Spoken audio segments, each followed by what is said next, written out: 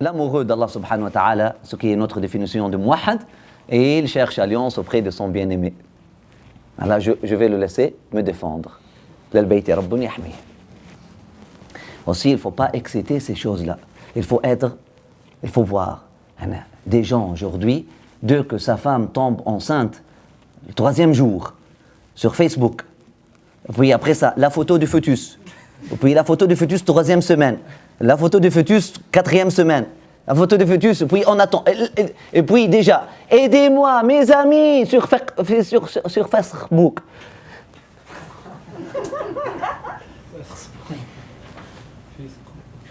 Oui, c'est un Facebook, c'est un livre effaçable d'amitié. Là, s'il veut ne pas devenir ton ami, il va te désavouer, comme ça. C'est un Facebook. Et là, tu trustes, et là, tu fais confiance à ses amis virtuels. Et tu commences à montrer Allah, même les photos de ton fœtus, etc. Aidez-moi à choisir le nom. Fille! Et là, toute la page Facebook devient rose, avec des cœurs, avec des poupées, avec des Barbies, avec tout. Avec hijab, hein, Barbie avec hijab. On peut islamiser tout, hein, bien sûr. Voilà une religion sans paradigme, sans repère. Et puis, aidez-nous à choisir le prénom de notre bien attendu, bien-aimé. Zouleikha, Boukhaïkha. Et là, a'udhu billah, cette bid'a. Dis-lui, appelle ta fille Khadija. Non. Mariam. Fatima. Quoi? Roumaïsa. Ouh. Zouleikha. Eh?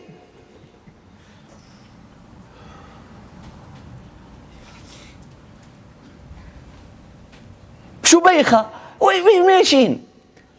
Vous allez où? Honnêtement. Et puis on s'excite trop.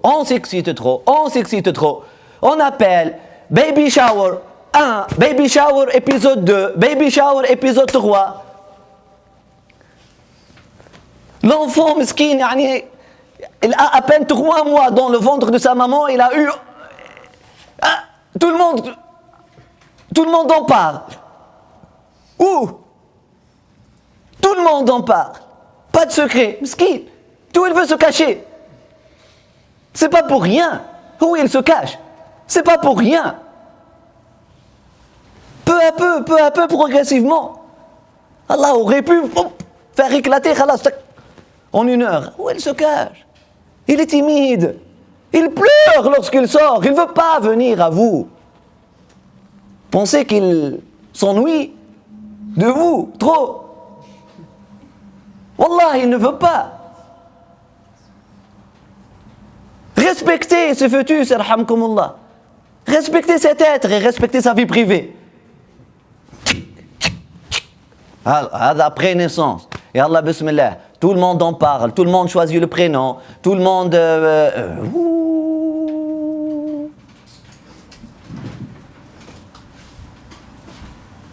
Et des cœurs, et des Barbies, et des lapins, et des chats, et tout. Maintenant, il est né, le bébé. Mesquine. La première heure, ses photos sont sur Facebook. Tweet, Instagram. Et tout le monde en parle. Après ça, lorsque tu manges un coup, ok, tu le mérites. Parce que tu l'as excité. Tu as excité ces énergies négatives. Hein? Tu l'as demandé. Et tu les as excitées. Dans nos fêtes de mariage. Yallah, bismillah. Elle vient juste la nuit la plus sacrée et elle se désacralise. Cette femme avec son hijab. Elle se désacralise complètement, totalement, la veille de son hijab. Elle va au spa. avec ses amis, à la fin ES, bien sûr, pour honorer la présence, bien sûr, pour admirer sa beauté physique encore plus. Qui est mieux, hein? Placé pour lui dire « T'es belle, merveilleuse ». Mais c'est comme ça que ça parle. Cet environnement-là, je le connais.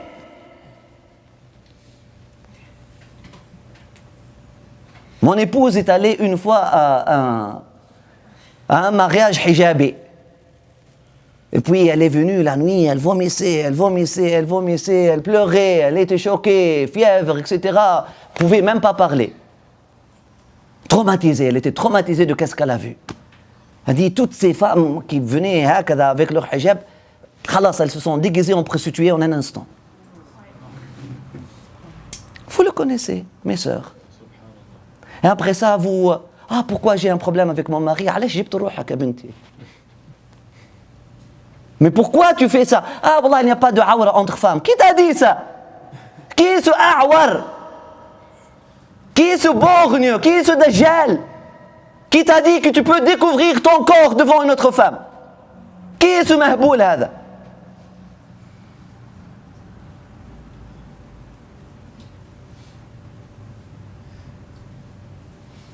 Aujourd'hui, plus qu'un autre jour, parce qu'on connaît maintenant, c'est déclaré ces choses-là. Mais plus loin que ça, même si elle n'est pas homosexuelle, la femme qui te regarde, au-delà de ça, allège, elle n'a pas ta beauté. Elle a vieilli, elle n'est pas mariée. Elle a 35 ans, elle est désespérée, elle veut se marier, ou tu t'es marié, yallah. Des fortes chances que tu t'es marié à son prince charmant.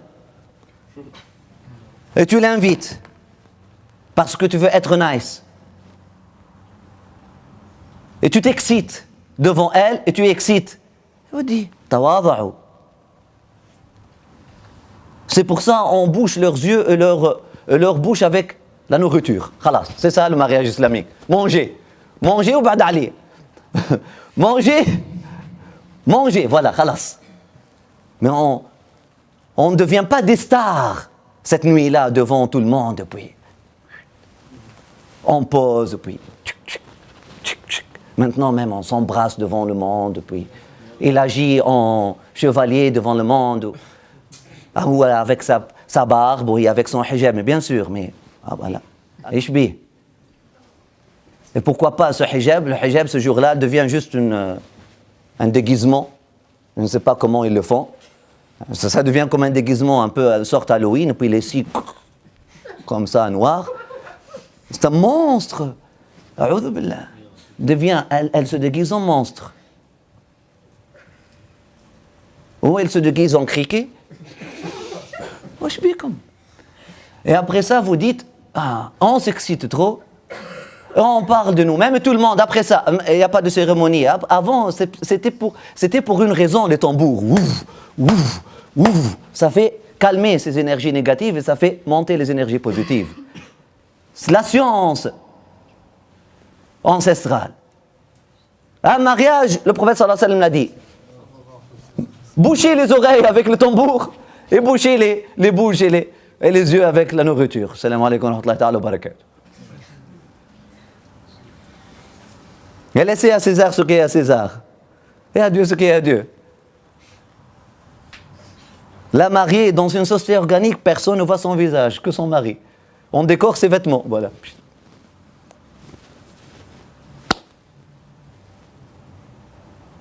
Pas à ce point-là, mais il ne faut pas s'exciter.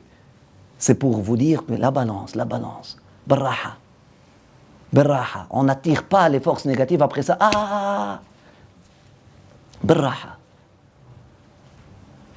Et parce que, en s'excitant et en oubliant Dieu, on devient du coup vulnérable, parce que notre alliance avec lui, elle devient affaiblie. Donc c'est pour ça, c'est là où tu as cherché que les gens t'admirent. Toi, tu as cherché le regard. Tu as voulu tourner les yeux vers toi. Et voilà, tu vas tourner tous les yeux vers toi.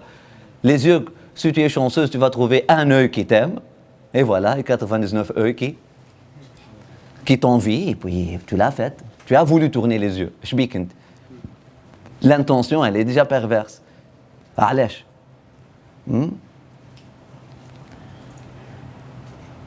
Pour la naissance aussi, c'est une science. Comment? C'est pas pour devenir paranoïé. C'est pas pour devenir paranoïé. Ah, je connais elle, dès qu'elle rentre, elle transforme Ah, non, c'est pas pour devenir paranoïé ou commencer à attaquer les gens ou avec nos spéculations perverses, etc. Là.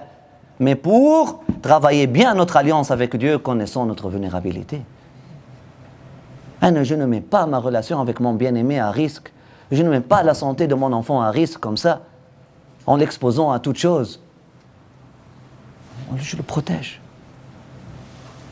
Et je cherche toujours l'alliance avec Dieu.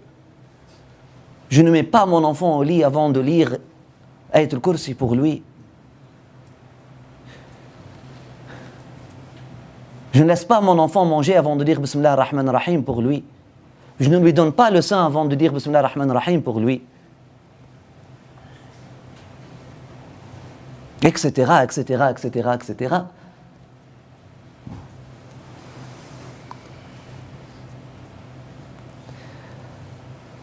Il est dit que lorsque Amina est devenue enceinte, les animaux ont parlé et ont dit « le prophète est conçu ». L'assurance et la lumière de cette existence est venue. Les communications entre les djinns et les magiciens et les voyeurs ont été interrompues et parasitées. Il y avait une bannière pour les sorciers, le barreau, le syndicat des sorciers de Quraysh, l'ordre des sorciers de Quraysh. Ils avaient une bannière avec une étoile de 5. C'était ça l'ordre des sorciers avant. Hein? La bannière de l'ordre des sorciers de Quraysh fut tombée. Les trônes des tyrans ont été secoués et écrasés. Les tyrans sont tombés malades et ne pouvaient pas parler ce jour-là. Les animaux de l'Est ont passé la bonne nouvelle aux animaux de l'Ouest. Et les animaux de la mer aussi. Les terres, les mers. Les parcelles de terre de l'Est ont commencé à passer la bonne nouvelle aux parcelles de terre les tectoniques, les plaques. Chaque plaque, elle passe la bonne nouvelle à l'autre. Et les ciels. On trouve ça dans la littérature. C'est très beau comme texte. C'est très beau comme texte. La bonne nouvelle fut annoncée. Réjouissez-vous. Le temps de la bienvenue du miracle, le temps de la bienvenue de Muhammad sallallahu alayhi wa sallam, du prophète, du sauveur de l'humanité, est proche maintenant. Des miracles? Oui, des miracles. Est-ce que c'est possible qu'Allah subhanahu wa ta'ala fasse parler les animaux et fasse tout ce festival-là? Oui, c'est possible. Nous avons dans le Coran des choses pareilles. Donc on l'accepte. On n'a pas un problème avec ça. On ne va pas pousser juste par notre raison. Mais ces textes-là n'étaient pas seulement des textes pour parler des miracles. D'ailleurs, notre théorie que ces textes-là étaient juste une description artistique de l'atmosphère. Vous voyez le but numéro 12. Nous avons dit que la cinématographie, pour développer notre art, c'était la cinématographie de l'époque. Parlez, voilà, subhanallah, lorsque vous lisez le texte d'Ibn Ishaq, ou c'était le texte que c'est Ibn Abbas qui le dit, lorsque le prophète sallallahu alayhi wa sallam, lorsque Amina est tombée enceinte, voilà qu'est-ce que s'est passé dans l'univers. Il parle des nuages qui parlent aux autres nuages, des animaux, des gazelles qui parlent aux lions, et des lions qui parlent aux autres lions, des lions de l'Est qui parlent aux lions de l'Ouest, et puis de la mer rouge qui annonce la bonne nouvelle à la Méditerranée, et puis, wow, c'est quelque chose. Vous pouvez imaginer toute une énergie comme... ça vous rappelle quoi, pour ceux qui ont regardé avec moi le film de Les Secrets de Kells? Wow! Un réjouissement, une abondance, Voilà, les oiseaux dans le ciel, etc., etc. C'était une description d'une atmosphère, d'une joie, d'une énergie invisible. Mais peut-être ces choses-là ne se sont pas passées exactement comme ça. Mais c'était on met des... Comme par exemple, lorsque tu es très heureuse, tu dis... Rabi al-Adawiya, par exemple, lorsqu'elle était très heureuse, elle a dit « La lune se lève pour me rendre hommage. » Parce que j'ai vu avec ce visage, pour rendre hommage à mon visage a vu Dieu. Vous comprenez? Donc c'était une description, selon qu'est-ce qu'on pense, c'était une description artistique, très riche. L'explorer de ce côté-là est assez. Même si on ne les voit pas comme des miracles, bien que c'est possible, bien qu'on n'a rien, on ne doit pas avoir quoi que ce soit contre la possibilité que ces miracles-là se sont effectivement passés. Sinon, nous avons un problème dans notre tawhid. Parce que Dieu, il est capable de tout faire. Il a fait. Nous avons dans le Coran, il y a des bâtons qui sont devenus des serpents. Nous avons dans le Coran des animaux qui ont parlé. Nous avons dans le Coran de la viande, d'un morceau de viande qui a parlé. Pourquoi pas des animaux qui parlent pour annoncer la bonne nouvelle, la bienvenue d'un prophète sallallahu alayhi wa sallam. Mais il y a un autre côté. Parce que c'est vrai que ces textes-là ont été écrits au 1er, au 2e, au 3e siècle. Mais ces textes-là, ce texte-là, c'est dans Ibn Ishaq. C'est-à-dire qu'il a été écrit au 1er siècle. Déjà au 1er siècle, c'est comme ça, pour moi, l'apport que je vois dans ce texte-là, au-delà des miracles, comment la première génération, pour ceux qui viennent aujourd'hui et nous disent que le Mawlid est une innovation, célébrer le Mawlid est une innovation, c'est quoi ce texte-là? C'est quoi ce texte-là?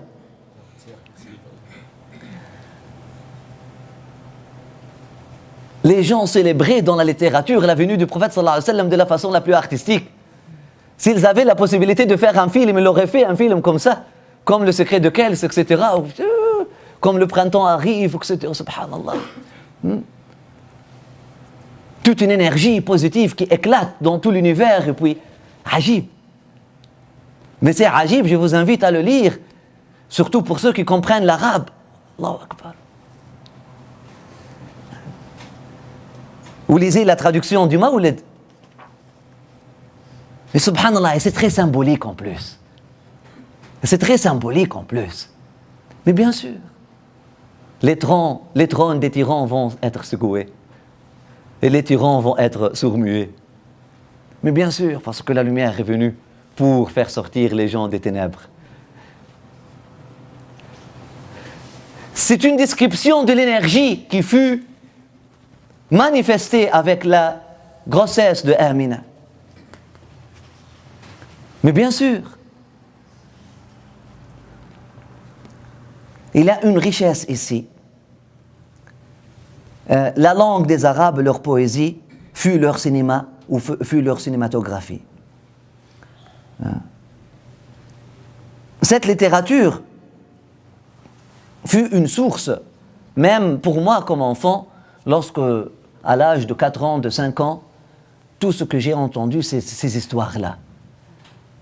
Au-delà de hadith da'if, sahih, au-delà de miracle, pas miracle, mais une source pour nourrir quoi? Hein? Pour nourrir quoi? L'imagination. Le pouvoir imaginaire. C'est un aspect de l'être humain. Il faut nourrir l'imagination. L'enfant a besoin de l'imagination. Les contes de fées, l'extraordinaire. L'enfant, déjà, il vit dans l'extraordinaire. Il vit dans l'émerveillement. C'est ça son langage. Lorsque les enfants étaient exposés à ces histoires-là, naturellement, ils continuent comme des amoureux du prophète sallallahu alayhi wa sallam. Après ça, leur imagination, elle est saine. Et puis, ils peuvent écrire de la poésie, la littérature, mais lorsque tu enlèves tout ça, parce que tu ne veux exposer ton enfant qu'à un hadith sahih. Et là, tu n'as que la bataille de Badr, la bataille de Uhud, la bataille de Khandaq, la bataille et bétail. Voilà, tout ce que vous avez pour donner à votre enfant bataille et bétail.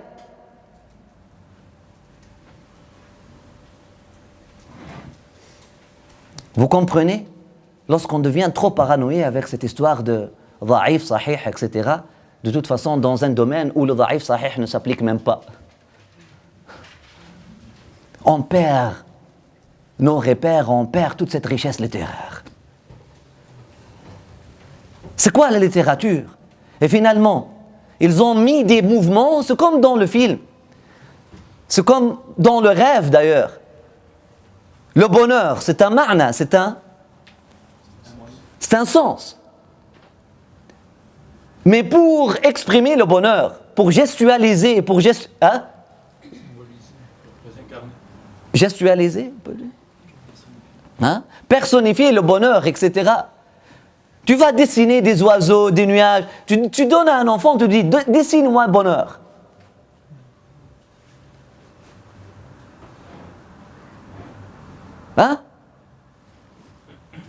Tu donnes à un cinématographe iranien, vraiment, masha'Allah, les seuls d'ailleurs, avec Steven Spielberg.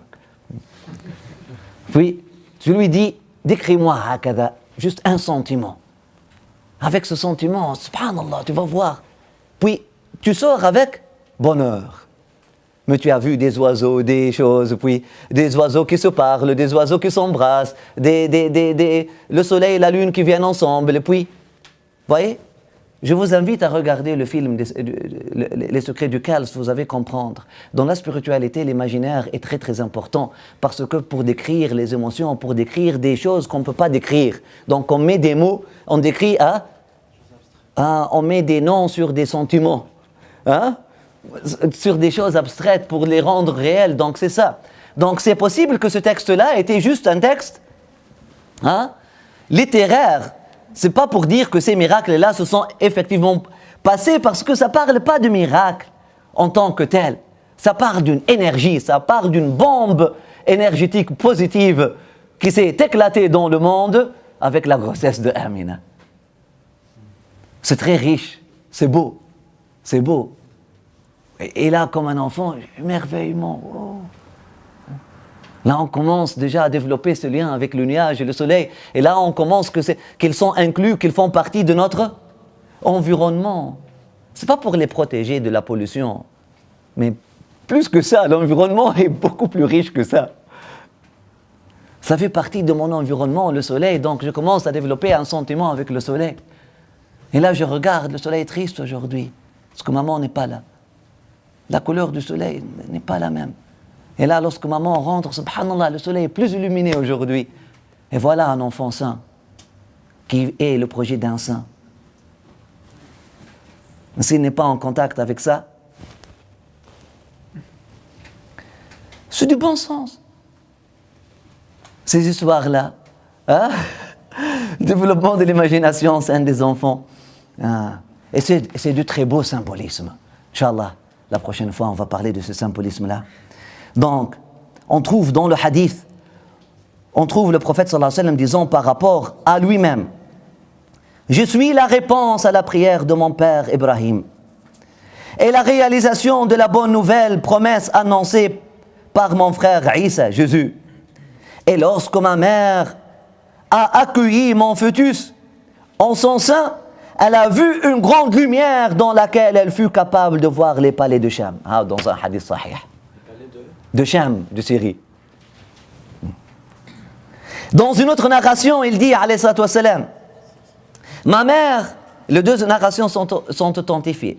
Ma mère a vu dans son rêve qu'elle porte dans son ventre une lumière qui jaillissait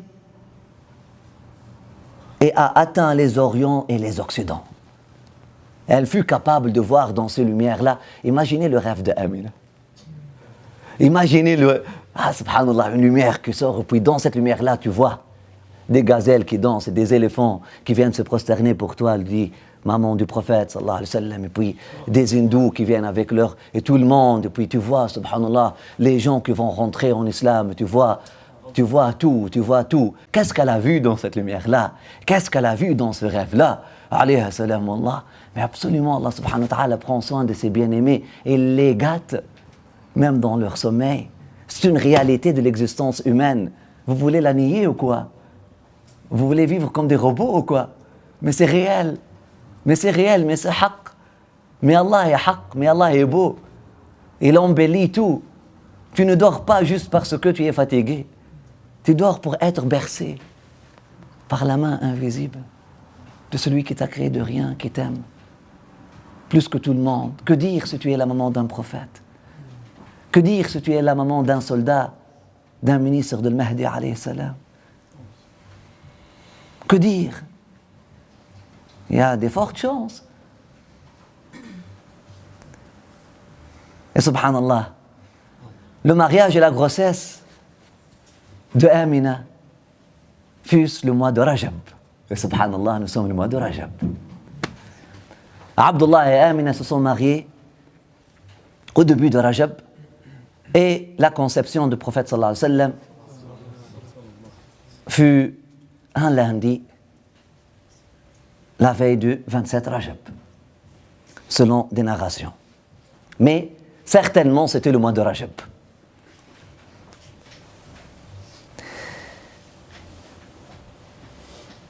Le mois de Rajab était le mois des mariages. Parce que Rajab était respecté. À la Jahiliya, nous avons parlé de la loyauté des gens de Jahiliya. Ceux qui sont contrôlés par leur impulsion, impulsivité, émotionnalisme, tout ça. Lorsqu'un mois sacré vient, un mois sacré vient. Il l'appelait Rajab al-Asam, parce qu'on n'entend pas, jamais on entend le son des armes, le battement le croisement des épées durant le mois de Rajab. Jamais. Même si quelqu'un, par exemple, vient tuer ton père ou tuer ton frère, tu le touches pas le mois de Rajab. Tu attends Sha'ban et là tu prends... Les guerres cessaient le mois de Rajab. Maintenant, les colons, ils sont en train de bombarder les Yéménites le mois de Rajab. Musulmans. Voilà. Qui respectaient le sacré en plus, les idolâtres ou les gens de tawhid d'aujourd'hui, qu'Allah subhanahu wa ta'ala nous protège. Lorsque les musulmans ont perdu tout, la ilaha illallah Muhammad, qu'est-ce que vous avez laissé? Qu'est-ce que vous avez gardé? Pas de sacré, rien. Et là, on vient dire au monde, il n'y a pas un seul hadith sahih qui parle des vertus de Rajab. Et ouais, qu'est-ce que tu veux? On ne fait pas donc istighfar à Rajab. Qu'est-ce qu'on fait? Médisance. C'est mieux. Et là, on vous donne des textes à l'appui pour pouvoir médire. Al-Hassan al-Basri a dit, Al-Harawi a dit, lisez l'article qui va sortir demain sur la médisance des personnes publiques, figures publiques, et la partie 2 de l'article qui est sorti hier sur la médisance. S'il vous plaît, imprégnez-vous de ces articles-là parce que c'est très important. On trouve le prophète sallallahu alayhi wa sallam disant par rapport à ça que ma mère a vu une lumière, oui, qui jaillissait et elle atteint les orients, les occidents. Subhanallah. Le prophète sallallahu alayhi wa sallam fut né un lundi, certainement un lundi. Fort probablement 12 Rabi' al-Awwal ou 9 Rabi' al-Awwal.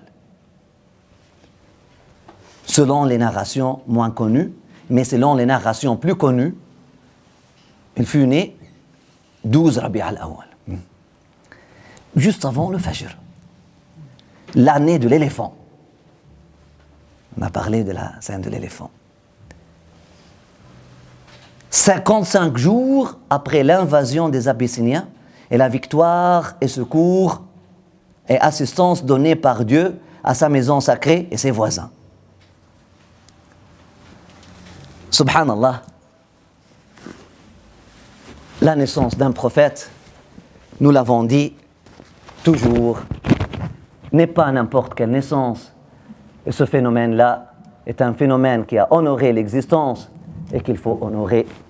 À chaque fois qu'on parle de la naissance du prophète sallallahu alayhi wa sallam, les savants se mettent et les ignorants restent assis. يا نبي سلام عليك، يا رسول سلام عليك، الله يا حبيب سلام عليك، يا رسول الله صلوات الله عليك، يا نبي سلام عليك، يا رسول سلام عليك، الله يا حبيب سلام عليك، يا رسول الله صلوات الله عليك. قد بدت أنوار أحمد في الوجود تتوقد، فالسماوات أضاءت برسول الله، والأراضي بمحمد، يا نبي سلام عليك، يا رسول سلام عليك، الله يا حبيب سلام عليك، يا رسول الله صلوات الله عليك. الحمد لله رب العالمين. C'est à la naissance de Sayyidina Isa, la naissance de Sayyidina Yahya, Allah subhanahu wa ta'ala nous dit clairement: Wassalamu alayya wa mawlidtu wa yawma amutu wa yawma ab'athu hayya.